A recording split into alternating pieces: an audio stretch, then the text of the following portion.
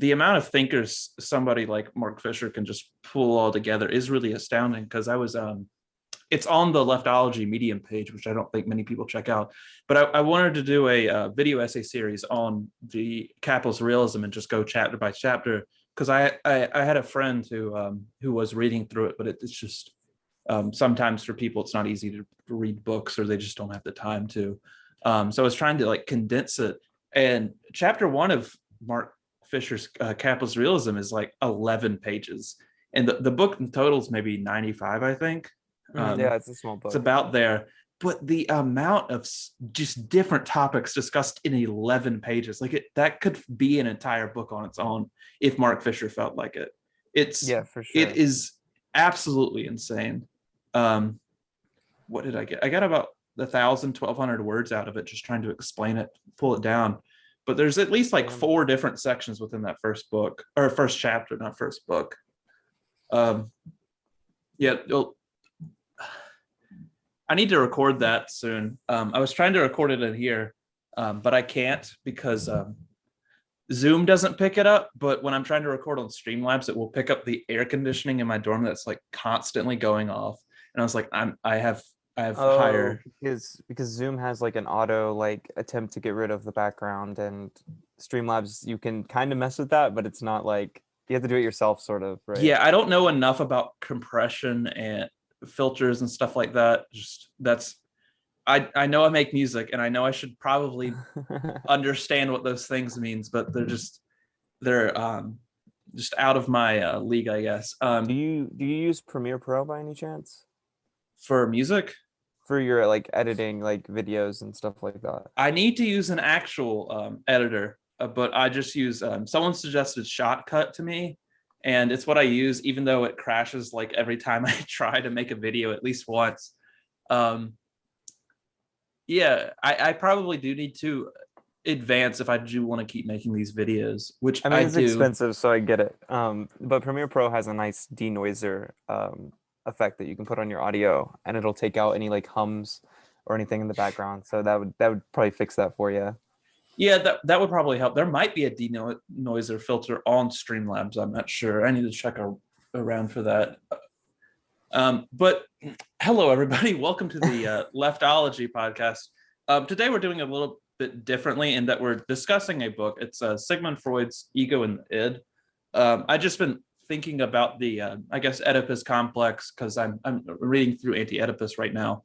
And I wanted to see both go back to the original text, because I guess I'm also reading through Freud's introductory lectures. So the best way he puts it is that everybody has a understanding of psychoanalysis one way or another. Either they've actually learned it before, or they've learned it through misconceptions that society may have taught them. So I wanted to go back to the original text, discuss the Oedipus complex, and I guess that's the center of the conversation today. But I guess to open up my own thought, the way I came into this book was once I got to the Oedipus complex, which only comes the 4th chapter, I want to say, out of the 5 in this really short book. I was trying to figure out if there is this way that, as Deleuze and Guattari critique it, that you can take out the mother and the father and still preserve the essence of an Oedipal complex, I guess, rather than just it having to be these connections to the mother and the father eternally, or through the life of this person. What perspective did you go into it when you were originally reading it a while back? Really, for me, when I was going into a lot of Freud's work, I mean, for me, I'm definitely more into Lacan. So all of my stuff I was trying to see, okay, what did Freud initially state, so I can see where Lacan took this. That's basically my whole thing. I'm not much of a Freudian. I'm more of a Lacanian. So as much as Lacan's whole thing is this return to Freud, there's definitely transformations of Freud in Lacan, even though he is staying pretty close, or attempting to stay as close as possible, I guess, to what Freud originally said. But, with his 3 registers, things definitely change. Like, for instance, in this work, to be precise, the id is now like the ego ideal. And this fits into like Lacan's work or in Yeah. So in Lacan's work, it changes to the ego ideal, and it's part of the symbolic. So we have all three of these: the ego, the id, and the superego, all fit into one of the registers. And so I was trying to understand it from that sort of perspective. the it is the ego ideal or the ideal ego? So Because I remember reading through Introducing Lacan by Zizek, and there's those two different ones. yeah, so I believe the ego ideal is what we would be saying when we say the id. The ideal ego, I think, is what we see ourselves as, because the ideal ego exists within the imaginary, so it's what Yeah. like we think we are, and then the ego ideal is the symbolic, so it's more like what we want to be, from the like how we want to be perceived from like the big other. So Yeah. this is like the what like so you have your ideal ego, which is you. Ego ideal is where you wish you were or what you're trying to be in the The ego is presence of somewhere in between. another. Yeah. Yeah. I guess I mean I haven't read much Lacan other than through Zizek or through maybe some unconscious or machinic unconscious happy hour episodes. But what really surprised me with this particular text, the ego and the id, was just kind of how it restructures the id, ego, and superego, not within maybe Freudian theory, but just kind of the perception I kind of that like a introductory psychology course will give you. Like mine did, I had an AP psychology class in 10th grade, and it kind of really did not align with what I guess Freud is kind of saying here, and that everybody just starts out with this, like, I guess the best way to put it is this plane of id, the drives, I guess is the best way to put it. And then the ego forms within the id, and then the superego forms within the id and the ego. So the ego and the superego are these borrowed drives that are combined with perception or social forces to push us back down the death drive, I guess. You would know a little bit more about that than I do.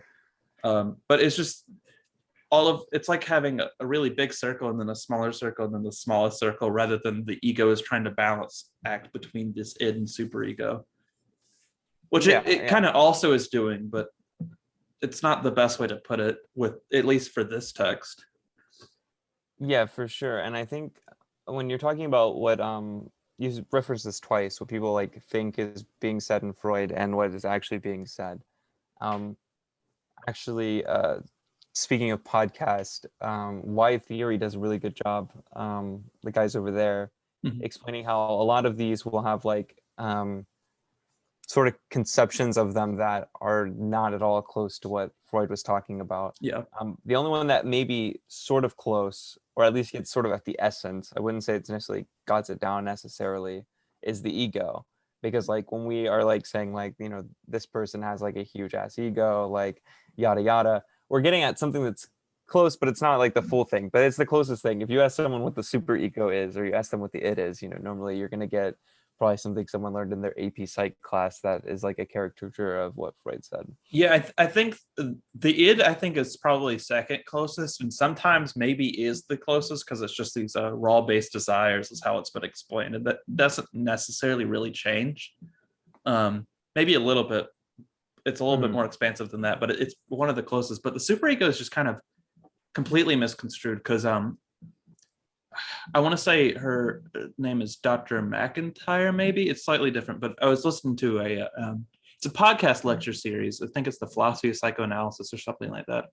I was listening to that last summer, and it's just kind of a flipping of that idea of the superego as some like rational. It's thought of as our rational forces. When in Freud, Lacan, and so on, it's not really a rational force. It's I think Freud describes it as a super moral force that imposes upon us. Yeah, it's like a moral force that makes us feel guilt, Yeah. pretty much, and it's not pleasant. You know, it's not something that like we enjoy in any sense of the word. you can almost think about it as like it being a Kantian within this, your psyche, Yeah, telling you that you're doing all these things wrong and making you feel very guilty for them. yeah. And I think that's what I forget how it's pronounced. You just said it like 10 minutes ago, but Zupatnik, is that how it is? Zupanchik. Yeah, Zupanchik. I think that's the premise of the Ethics of the Real, which, as I said, is on my shelf, but I haven't read it. I found it at a used bookstore. But it's just the superego is most in line with like a Kantian ethics system of you're never going to be good enough. You can only do it without pure intentions, and it's just always imposing where you like, and practically, I think in Kantian ethics, there's very like Kant just. I remember reading through the groundwork for the metaphysics of morals, and more time is spent explaining that you're going to be moral for the majority of your lifetime than talking about when you actually are going to be moral. I'm fairly sure. Like Yeah, he's just I think that's right. Yeah. like what is it? The death man, the dying man on his deathbed, being nice for absolutely no reason at all. He has nothing to gain from it other than the just being nice. He knows he's going to die. He will get no pleasure or pain out of it. Something like that. And it's just like extremely rare. And it's like that's kind of what the superego is getting at. On the opposite side, it's just you're only going to be good enough a very few amount of times. Yeah, and then making you feel guilty throughout your life for not living up to that. Yeah, I really need to open that book, but I have like 20 books ahead of it on my reading list. I get that. Like I said, I went to the bookstore and I now have 7 more books I need to read. So that's me. It does not help that in my college town there is a bookstore that sells paperbacks for $1 and hardbacks for $2. So it's cheap, but I'll just walk out there with like a stack of books every single time. That sounds great, actually. It is amazing. It would be amazing if it was like in a place like Chicago or New York where you get higher donations, but I'll take what I take. Most of my Freud collection is from there, actually. That's where I got all those little tiny small books. Oh, yeah. I think I have like 10 different books with an introduction by Peter Gay in them now. Which is absolutely, because every single one of these, like the blue or red books, comes with an introduction by Peter Gay. Yeah, I have a few of those. I also have some like older ones that I found at used bookstores because they were the ones that were there. But I've seen plenty of those. I think I at least have 3 that are of that cover. Yeah. And then not to mention all my PDFs that I also use. Well, he is most of his work's public domain now, right? I'm not 100% on that, honestly. It should be around what is it? Future of Illusion should be probably the most recent work, or the least recent work that isn't public domain, maybe. Just because it's 1927. I think that's about where the copyright's at right now, which is a little bit off track, but. So where do we want to swing this into? Do we want to stick with Freud? Do we want to like? I guess I'll stick with this book for a while, and then we can get to the Death Drive because you just came out with a big video on that. It'll be in the links, or it'll be in the description below for everybody watching this video. I appreciate that. But the idea that I came in with, as I was talking in the beginning, trying to delusify the Oedipus complex, take out the father and the mother as these like necessary forces. Maybe in the sense of like, I just started reading Frantz Fanon and his influence being Alfred Adler, making the superego into this kind of like social imposed force rather than just being these the figure of the mother, the figure of the father.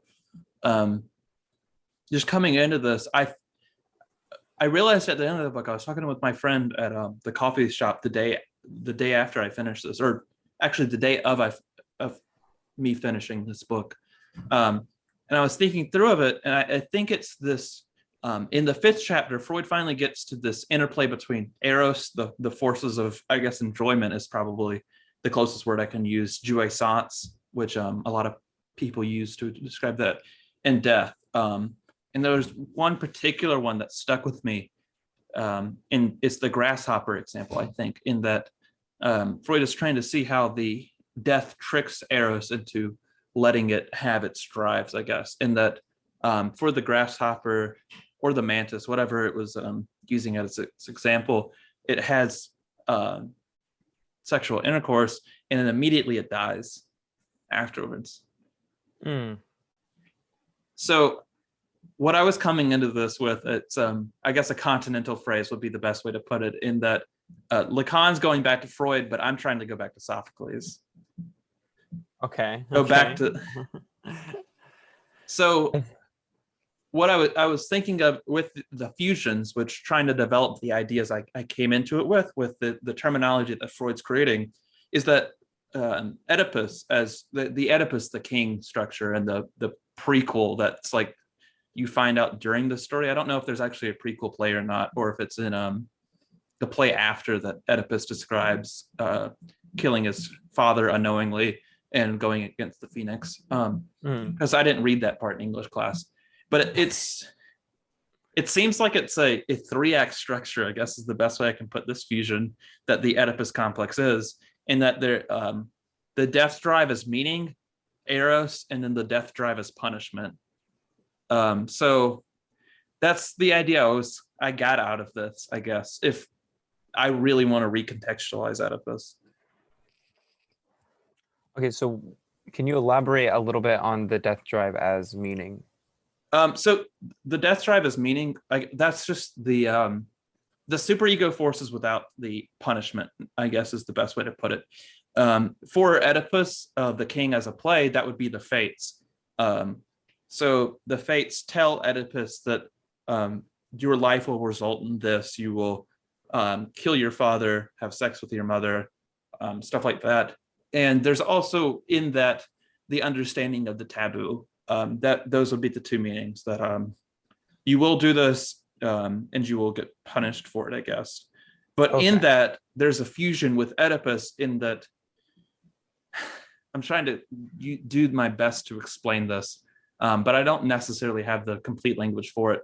But the death drive enables the eros drive in trying to avoid that, or it's either trying to avoid that or knowing that it will happen.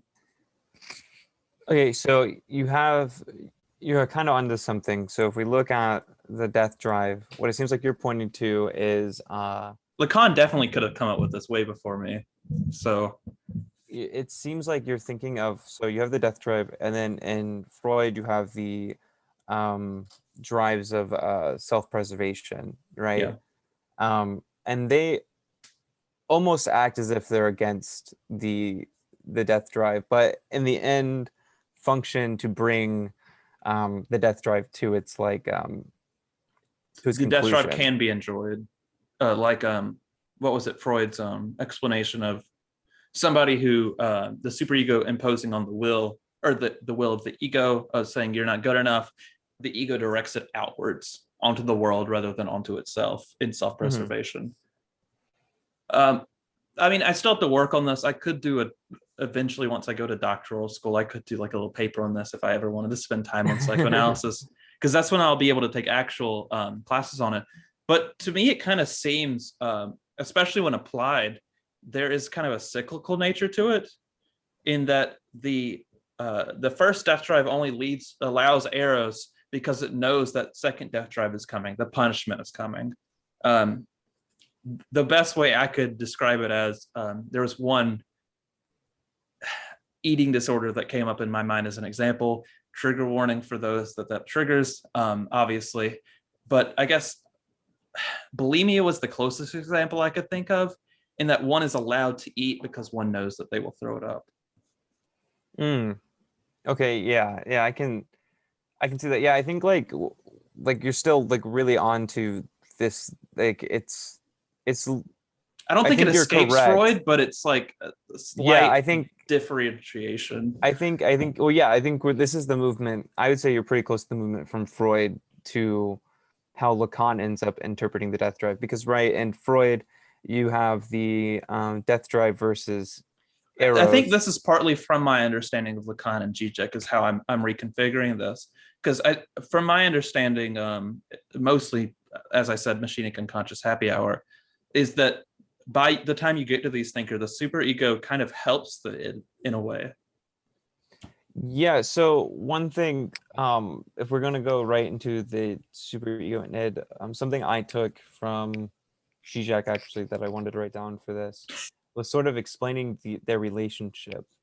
Um, and so one thing that we run into with Freud that we've kind of fixed in Lacan is we try to determine which force, right, is the bad force. Is the superego actually morally good, or is the id or the ego ideal in Lacan what's actually like good? Which one is like the one that's actually the thing we're supposed to follow, and which one's leading us towards being like Yeah. terrible people? And what Lacan does is he brings in the law of desire as a sort of fourth agency within the psyche to sort of fix this problem. So I have this little quote here. Uh, for Lacan, the seemingly benevolent agency of the ego ideal, which leads us to moral growth and maturity, forces us to betray the law of desire. So the ego ideal, the what we're trying to make ourselves be, doesn't always line up with necessarily um, exactly of my desire, right? So I end up Yeah. betraying my desire in order to look this way to the big other.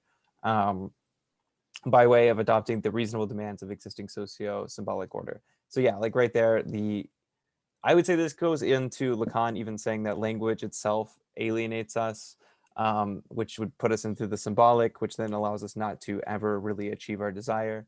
Um, so in a way, we're betraying our desire because of the symbolic and the ego ideal. And then the super ego, which we know makes us feel guilty.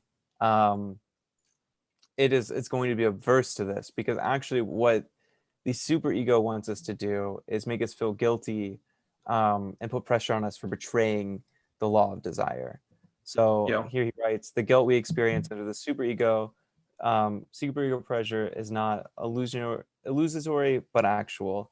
The only thing of which one can be guilty is of having given ground relative to one's desire, which is that really famous quote from Lacan. So really the relationship is that in order to meet the standards of the symbolic of the big other, we betray our desire, and then in order to fit the ego ideal, right, which is going to be influenced by the socio-symbolic order, and then we're going to get feeling guilty from the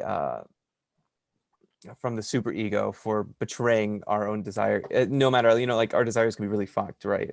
They can be really messed up, and we betray them out of trying to be this image of us that we want to be, that is relevant to whatever we have created as like good or bad within the symbolic. um, so it's really like it seems to be a really mess here because it feels like we can't really you Achieve can't really an do ego what you ideal. yeah, because like you have to go against your very desires to achieve this ego ideal, which you in a way feels desirable but in reality is influenced by the symbolic, and then you feel guilty for trying to live up to something that is supposed to be good, right? Yeah.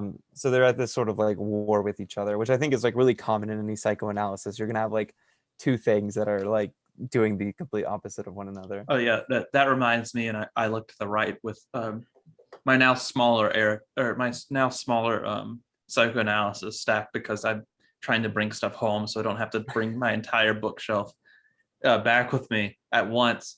But like Eric Erikson, his childhood in society, um, you'll learn about that if you take anybody would learn about that when they take their what is it, like the basic level psychology course. There's the 7 conflicts, I think, which I haven't opened that book yet. I just own it because I was like, oh, this is cool at $6, thank you. um I'll take it. But yeah, what is it, I think Erickson focuses on conflict a little bit more than the average person does in psychoanalysis, but it is a very common theme.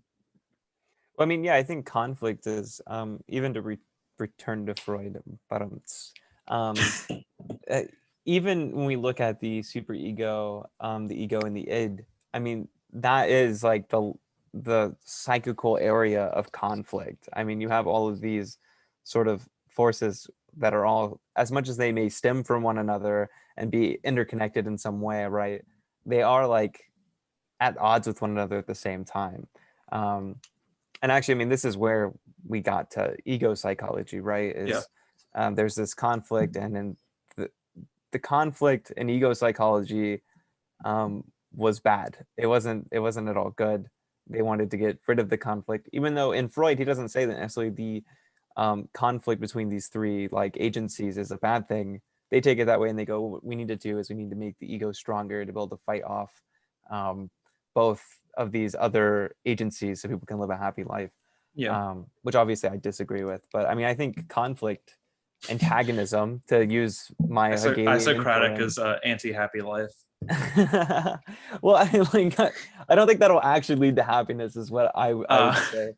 But I would say like antagonism, which is obviously I have Hegelian influence, so I'm gonna say that That's antagonism. kind of how is, I'm coming into it as well.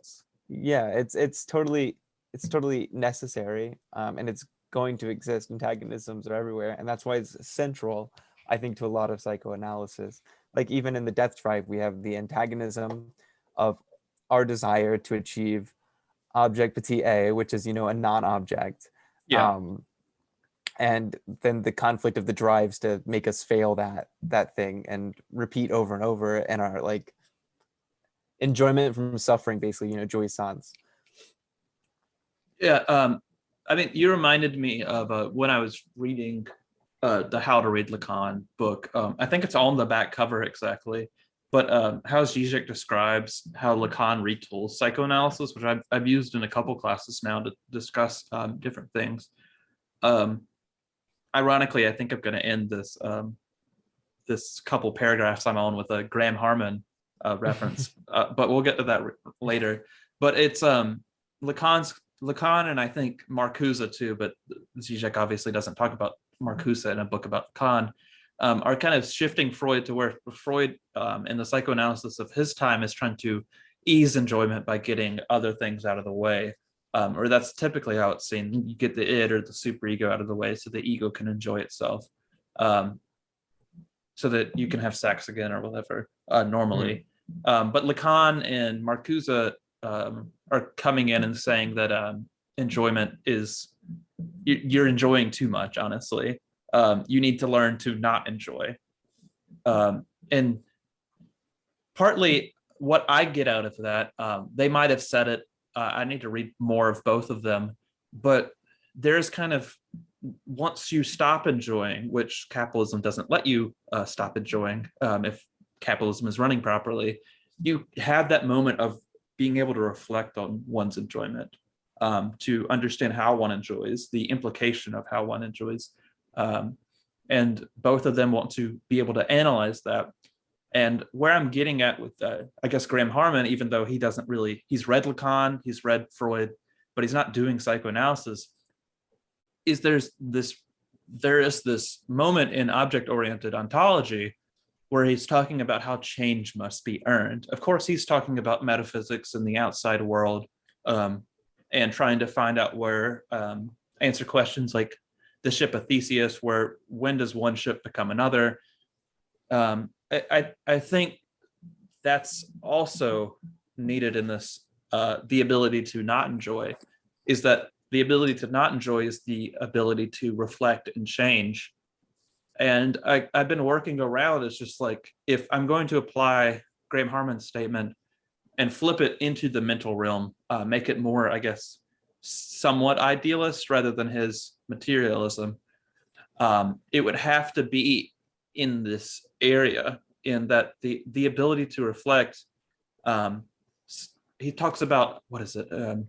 It's something kind of, I think he brings up biology about this, of two different really small organisms coming together. I forget the part of the cell that makes the that does the energy. Do you remember that? The Mitochondria.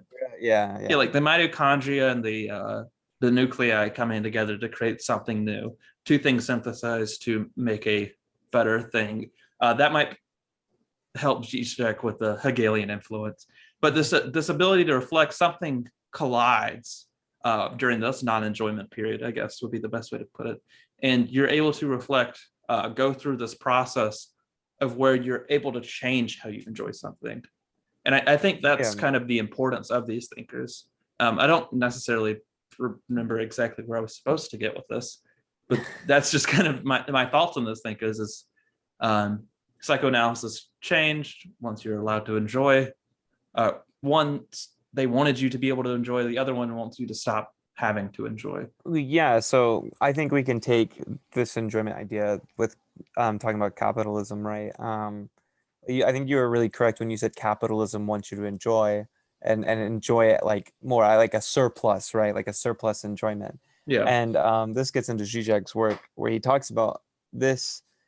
The reason we're calling to not enjoy is because what's happening in capitalism is our superego is demanding us to enjoy at a surplus, and that surplus stems from a death drive. That's where we get surplus. That's where jouissance exists, right?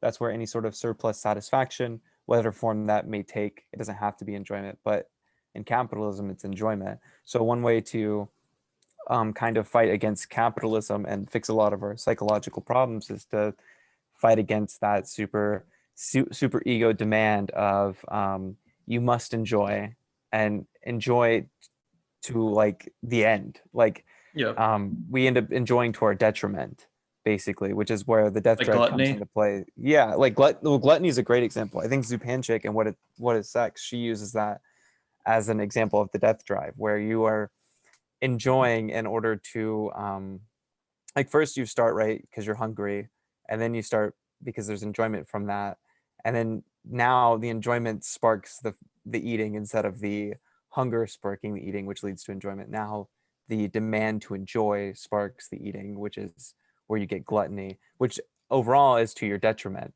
Enjoying a surplus is detrimental to you, and it is what leads us to, you know, us to our end in like an almost death drive sense, if you will. Yeah.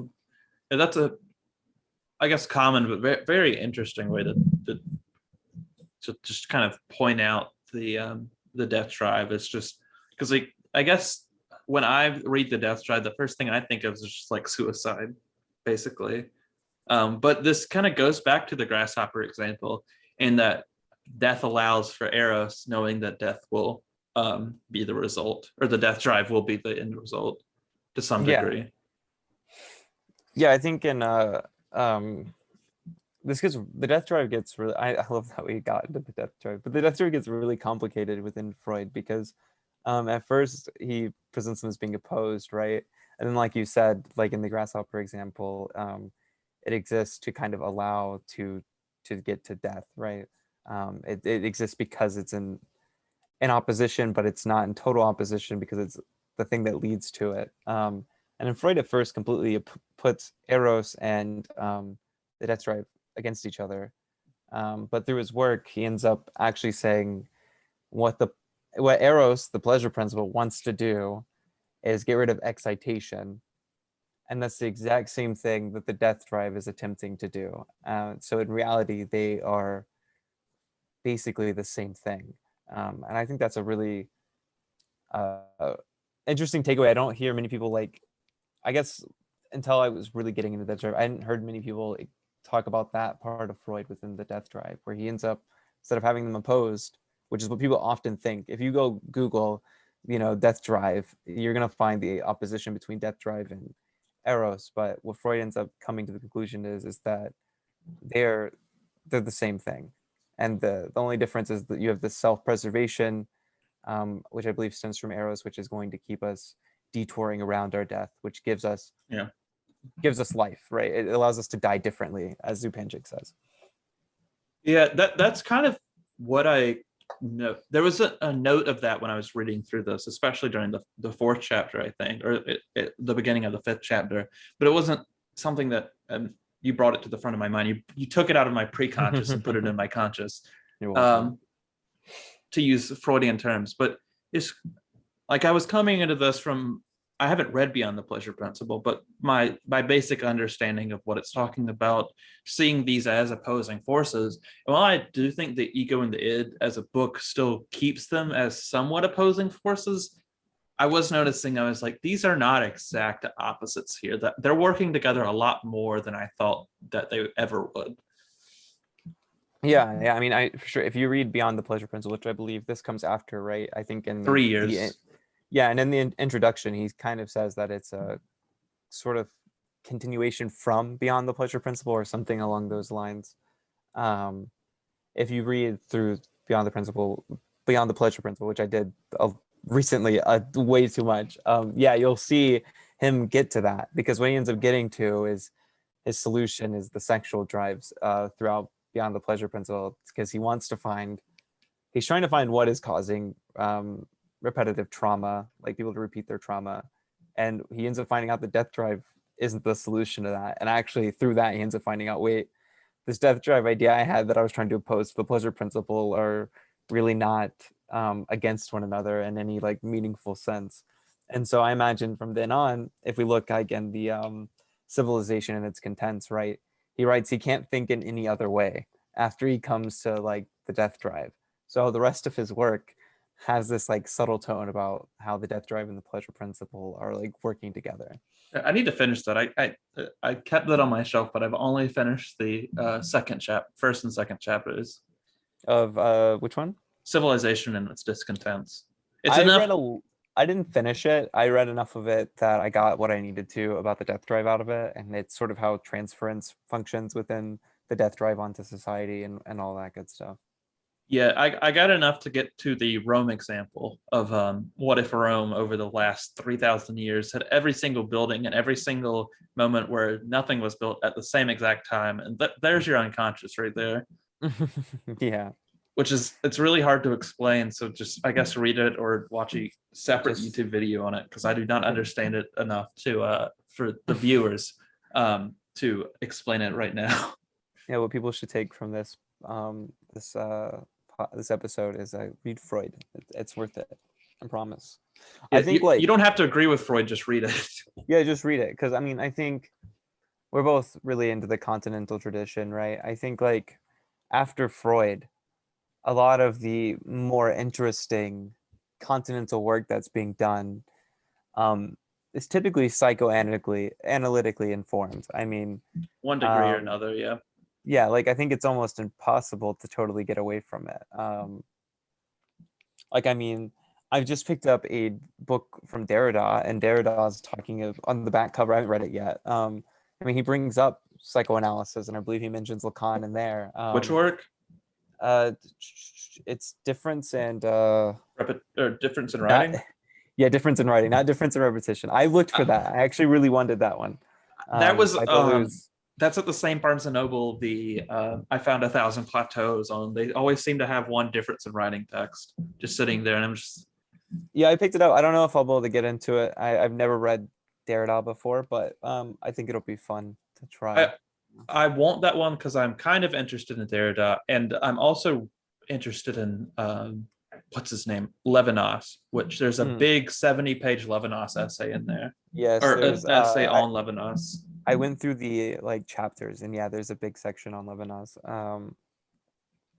But actually this made me think, this is kind of off topic, but the as a good Hegelian, I am interested in Deleuze, but I'm interested in Deleuze's two works, Difference and Repetition and Logic of Sense. Those are the ones I really I haven't would heard of like to Logic of read. Sense before, but I think I have someone I know is reading through Difference and Repetition.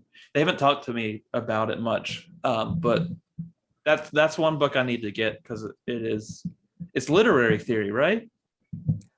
Yeah, I believe so, and it's considered one of his like greatest like works, I believe. Yeah, Before the Guattari period, right? yeah.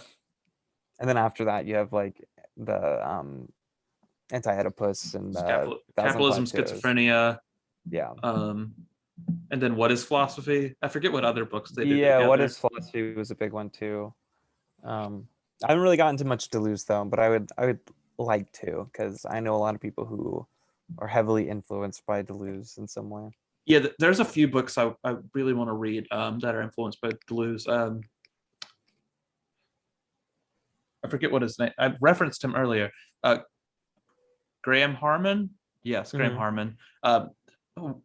The second to last chapter in object-oriented ontology is talking about the contemporaries within the field of triple O or skeptical realism. One of them, I think, is called Levi Bryant, and his 2014 text is Deleuzian. It's both Deleuzian and informed, and was very interested to me. I don't have the book with me. I don't have Graham Harmon's book with me. I haven't bought any by Levi Bryant yet. But it was talking about like these 6 different types of machines overall that all machines fit into. All of them are relational, in that I think one machine, it's like a dark machine or whatever he calls them, or just kind of they're ignored. Bright machines are ones that aren't ignored. Black holes are unavoidable. Just stuff like that. I would research it on your own if interested, because I read a couple paragraphs on the entirety of this, I think 300 something page book. So I'm not in a great position to describe it right now. Well, that sounds interesting. I mean, I want to read Harmon at some point. Obviously, my Žižekian background sort of demands me to at least know what Harmon's talking about, right?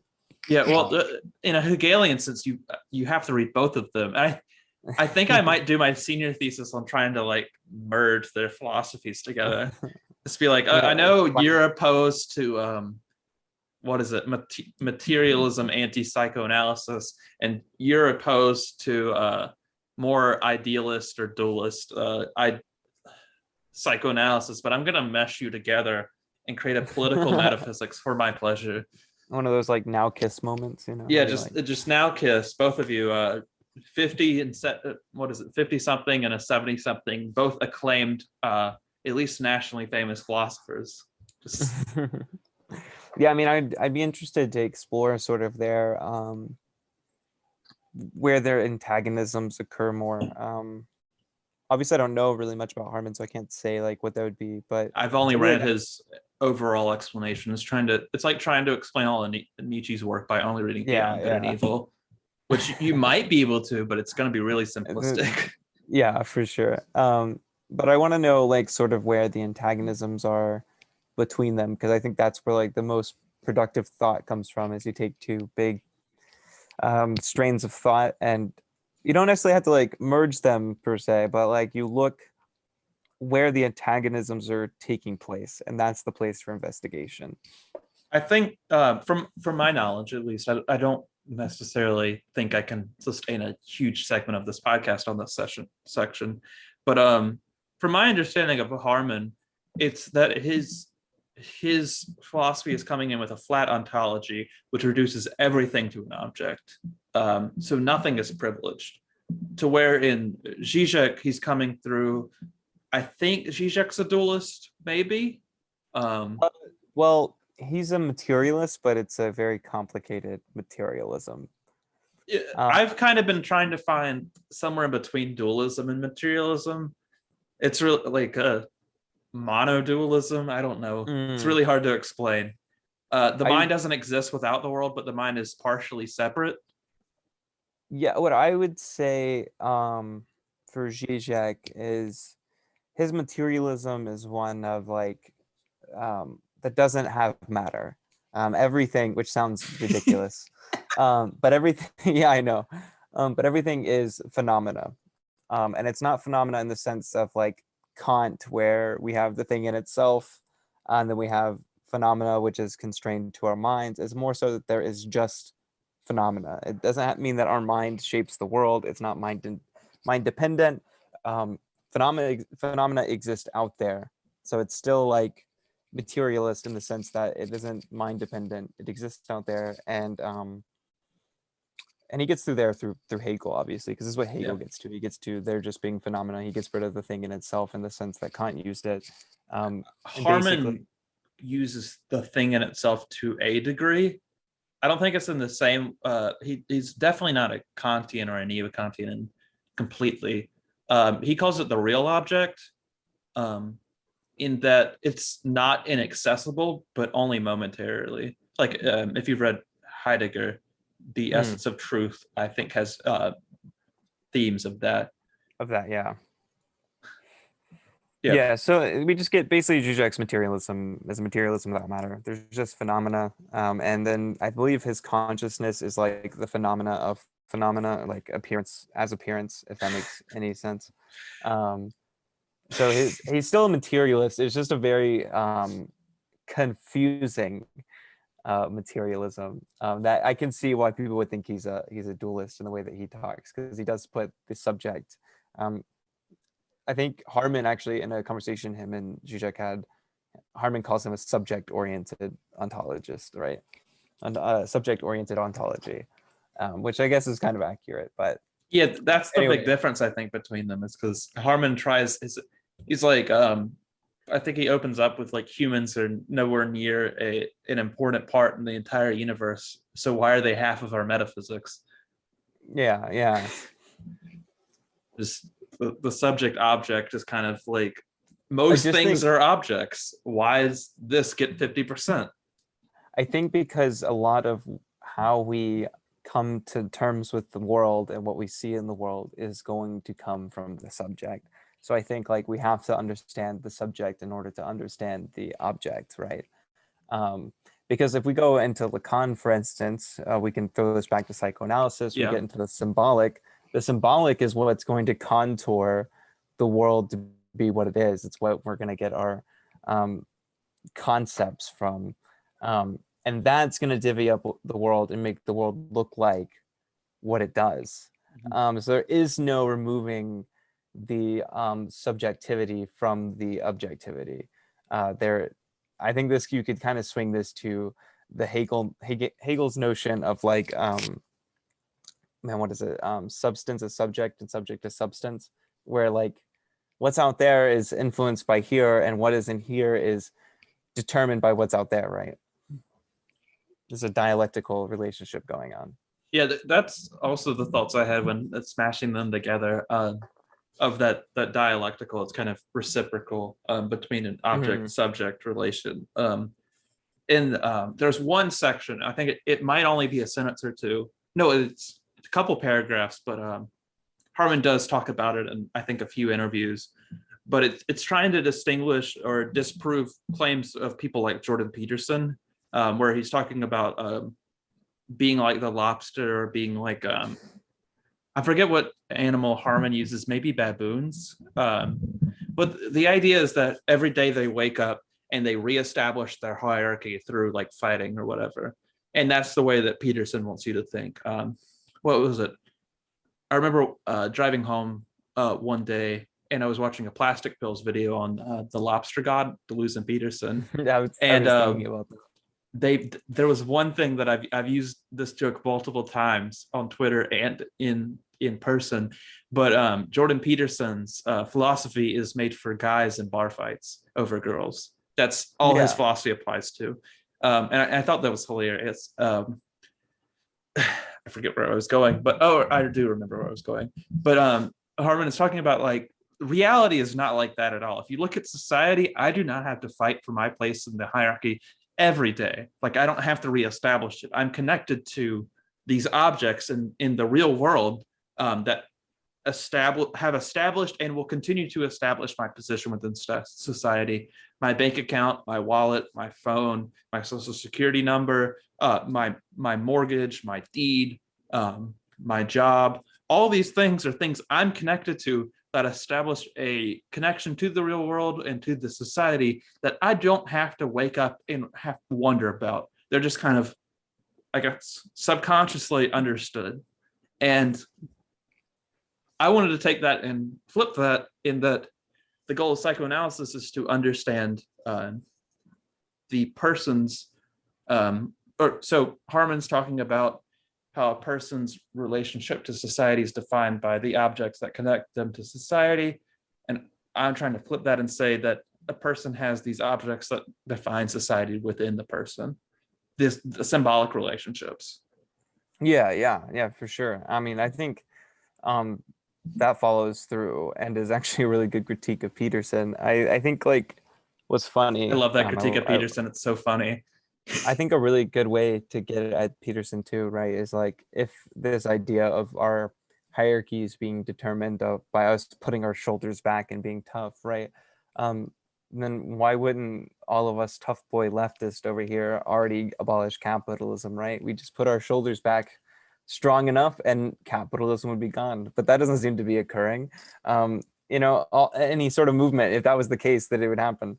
But I think, like, yeah, there are systems in place that are, it's hard to talk about systems in this way because I think society and the individual are both at play with them, but systems are in place that do tell you where you are and where you're supposed to be to society, right? Not where you're supposed to be actually.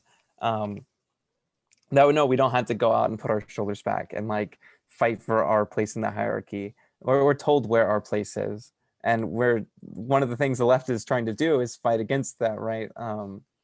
Which I think is a big miss on Peterson's side.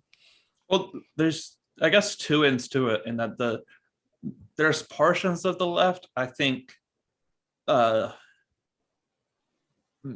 might understand this in a corrupted way, I guess, and then anarchists just don't understand this to some degree. I think some anarchists do, and then there's some, especially the ones just getting into theory, that don't.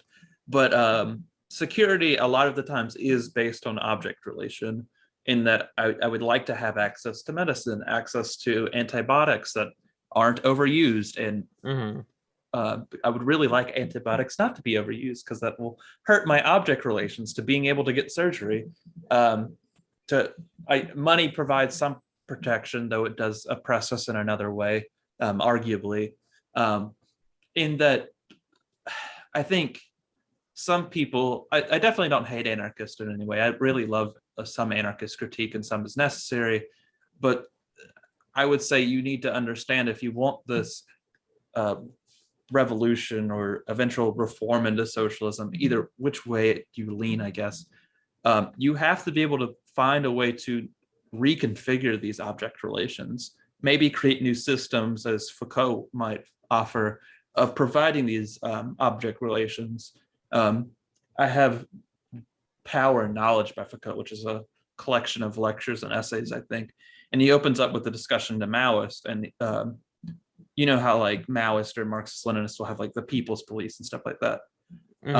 I've only read through the first couple of pages, but Foucault is talking about, this is another trend, off topic, but he's talking about how we can't just slap the word people onto these things. We can't just say that they're communists now and then ultimately work for a post-revolution world.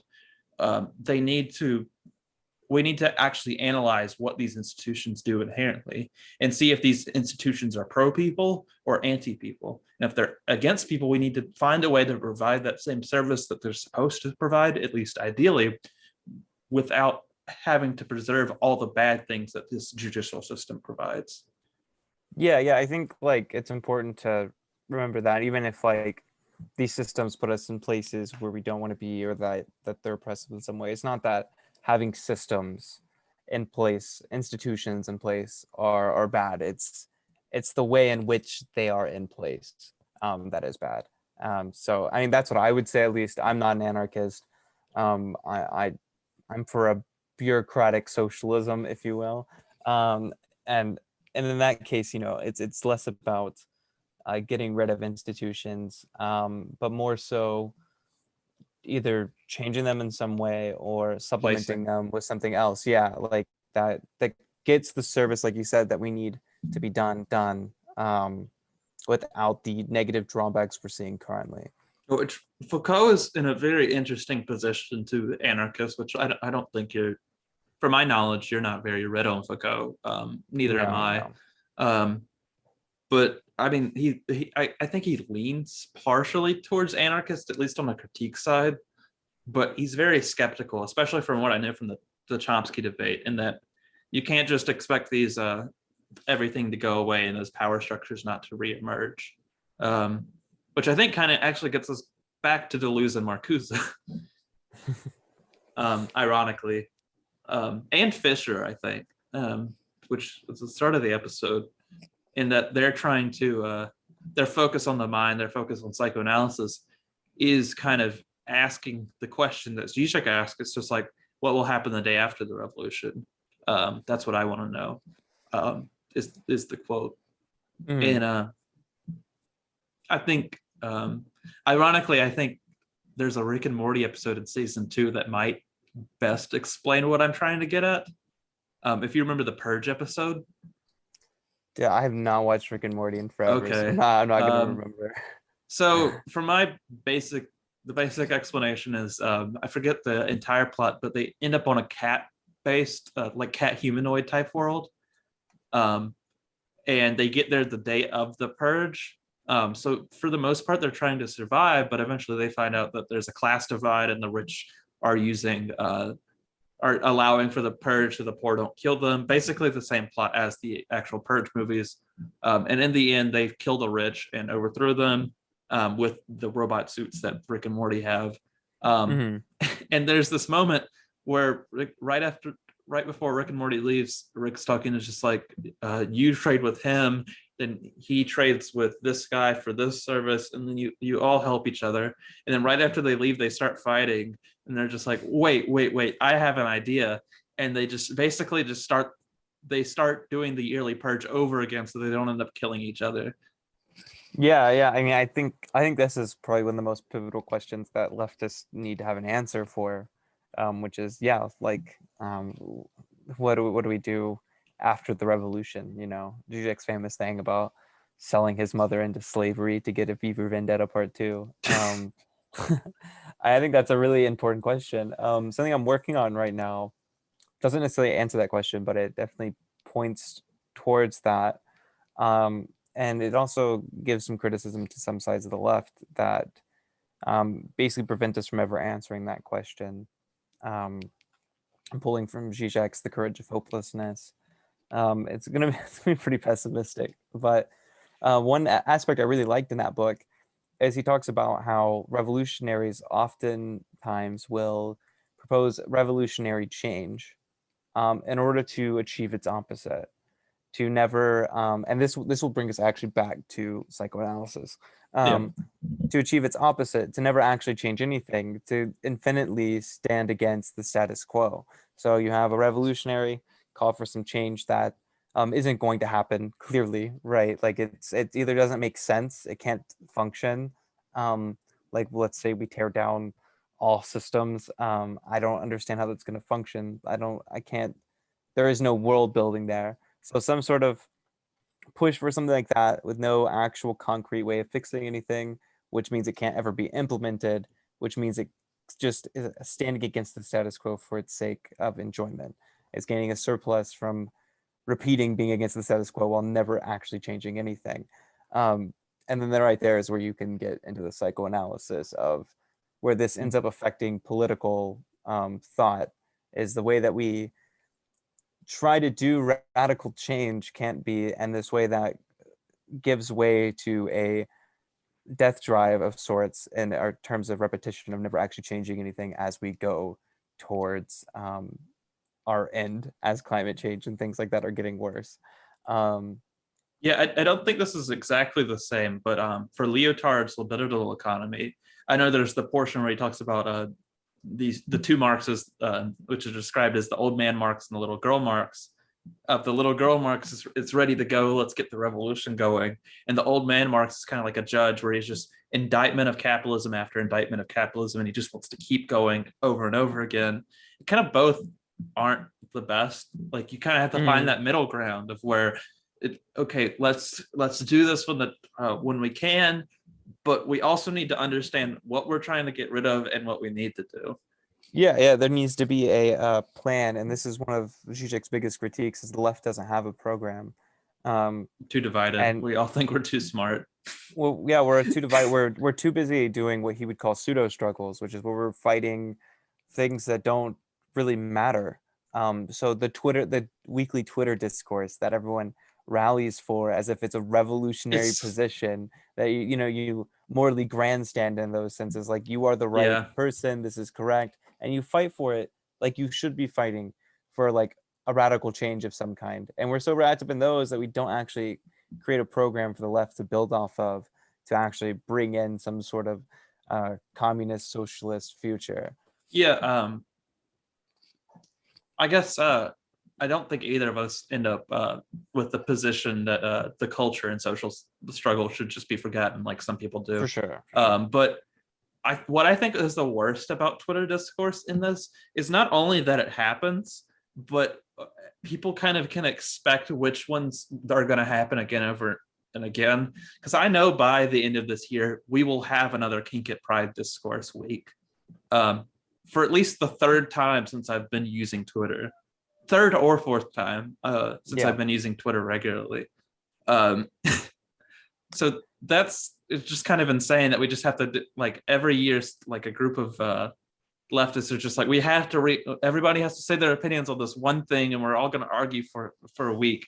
It's like, I do not care enough about this topic. Please. It's not that we shouldn't care about social issues to like a degree. It's just more so that a lot of how social issues are framed. I'm using Twitter because I think Twitter is the prime example where nothing actually comes from.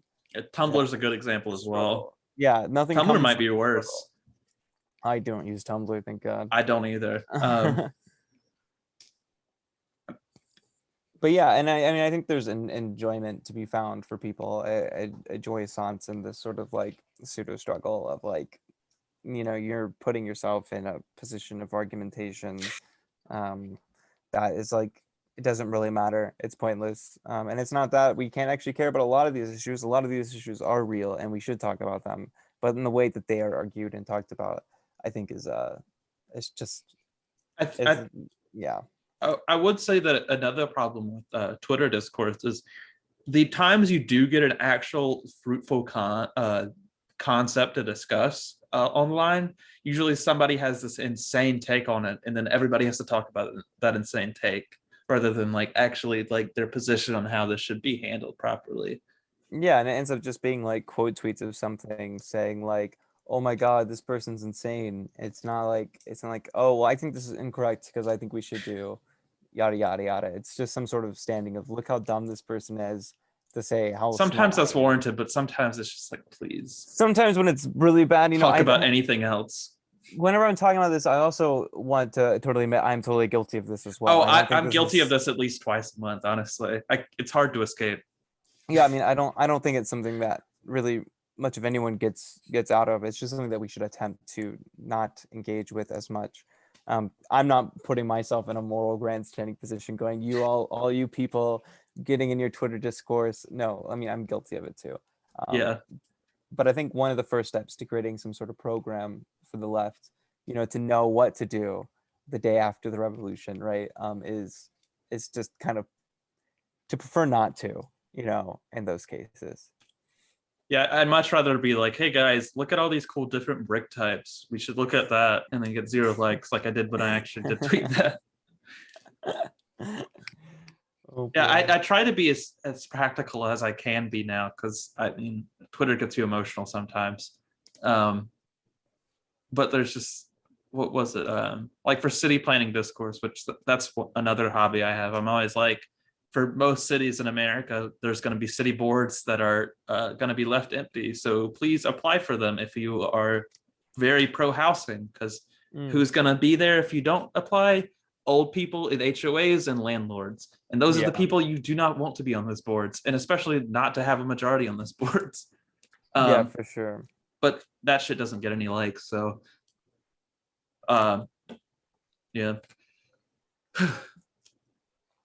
Trying to think of anything else to talk about. I mean, we can end it here, and you can promote if you feel like it. Yeah, I mean, I think we did a lot. We walked through. We started with the ego and the id. The ego, the id, and then got into Death Drive, and that took us all the way to political stuff, and then Twitter stuff. And I think like what I would want to really end this on is actually analyzing that process. The fact that is how this conversation went, to me, shows how important psychoanalysis is to understanding politics today. I don't think there is a good politics that isn't psychoanalytically informed in some way. That's a pretty strong claim, but I stand by that, because I think as we just did, you can go through and you can analyze almost anything, even Twitter discourse, and through an understanding of psychoanalysis, which could bring us to a better analysis of politics in general. So I think like understanding even some basic Freud, understanding the ego, superego, and the id, and how those function with us expands to how these things are going to function societally as well. Yeah. And I think that's super important. And basically the takeaway is read Freud and then continue reading psychoanalysis after that. Yeah, like as I've gotten into philosophy over the last year or so, I don't know if you remember how like philosophically I was trained. I was like a year and a half ago, but it was nowhere near comparison. But like I've been pushed further and further in the anti-humanist tradition of continental philosophy, more towards post-structuralism, psychoanalysis, stuff like that, rather than I guess Sartre would probably be the few. There's not many humanists in the continental tradition. Yeah, maybe somewhere within like existentialist, most likely. Yeah, that's going to be about it. But just kind of anti-humanist, they're not anti-humanity, obviously, for those that do not know the difference between the two, but rather just the individual is kind of a concept that we might need to critique. The divide between people and society is kind of a lot more grayer and a spectrum than we really thought it would be. That it's kind of really hard to pin exactly where that you can slice that divide down. And it's just, you can analyze these things, give people kind of the benefit of the doubt to some degree, and still the ability to change. That's kind of where I've landed after reading all this stuff. Yeah, sure. You might end up in a different position, but that's where I am. No, I mean, I think that's pretty accurate. I think like what you said about divvying up the individual from society is extremely difficult, because I think they're insanely intertwined. And I also think critiquing what it is to be an individual or a subject should be center. I think we need to have an understanding of what it is in any sense to be a subject, what is a subject, in order to do a lot of the thinking we want to do, right? For instance, like you can use psychoanalysis. We get to the point that we realize, and Lacan, that the subject isn't the cogito. And I think like a lot of people function on this idea that we are this cogito still. So I think like this kind of thought is super important to in any way move society forward, or us and our personal lives forward as well. Yep. I think I'll end it here, because I mean I do have a class in an hour, so I do need to start preparing. But I guess go ahead and promote the stuff that you would like, and then you can DM me all the links that'll be the description below. I can't point to the bottom of the screen because this is Zoom, but they're down there for the listener, and right below the play button for anybody listening on Spotify. Yeah, y'all can check me out at Isocratic on YouTube, and then same name over at Twitter. Those are the only places I really frequent. I'm putting out more theory-like stuff, so if this is things that you enjoy, that is where my channel is headed. And right now I have a video on the death drive that's out that's been popping off. If you understood this convoluted episode of just random continental and psychoanalytic words, you'll enjoy Isocratic's videos. I put in the comments, it's like, what was it? Your video actually looked exactly like an epic philosophy video. If it wasn't for your voice, I wouldn't be able to tell the difference. I definitely got influenced by Plastic Pills and Epoch. I definitely prefer more of the ambience of Epoch's work. Yeah. So I definitely leaned more that way than the more, poppy in your face type of stuff that Plastic Pill does, even though I love his work as well. Well, everybody, please go check out their works, as I said in the description below. Thank you for watching or listening, and I'll see you eventually. I do not have a episode scheduled yet.